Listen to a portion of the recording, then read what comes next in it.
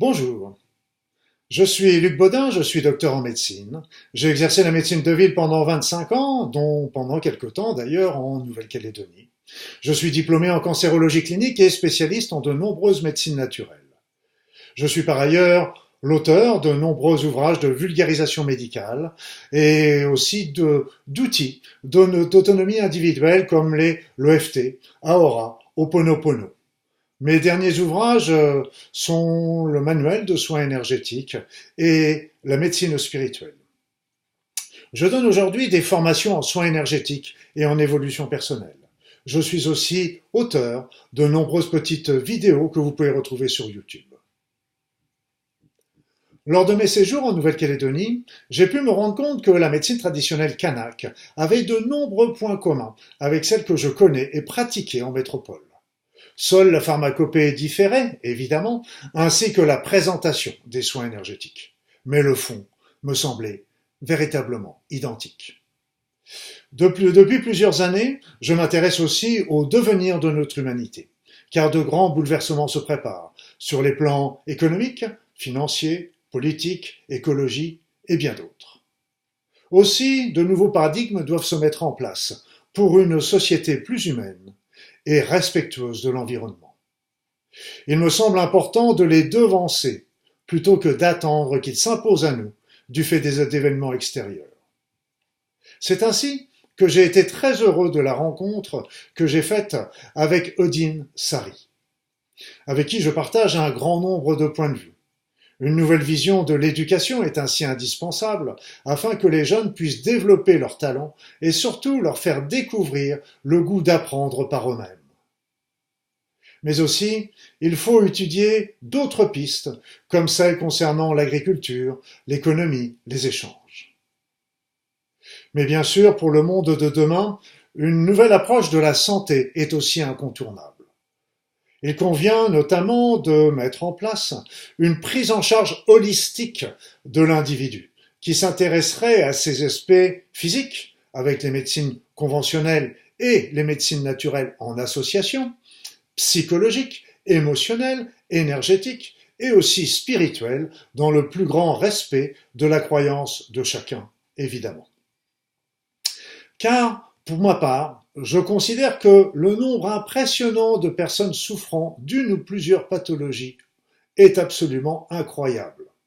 Parce que aujourd'hui en France, il doit y avoir à peu près 10 millions de personnes qui sont prises en charge à 100% par la sécurité sociale, l'équivalent de la CAFAT comme vous le savez, et 10 millions de personnes qui sont prises en charge pour une affection longue durée, une maladie longue durée.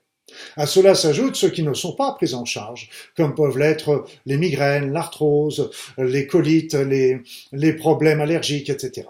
Donc ça représente un nombre considérable de millions et de millions de personnes touchées par la maladie.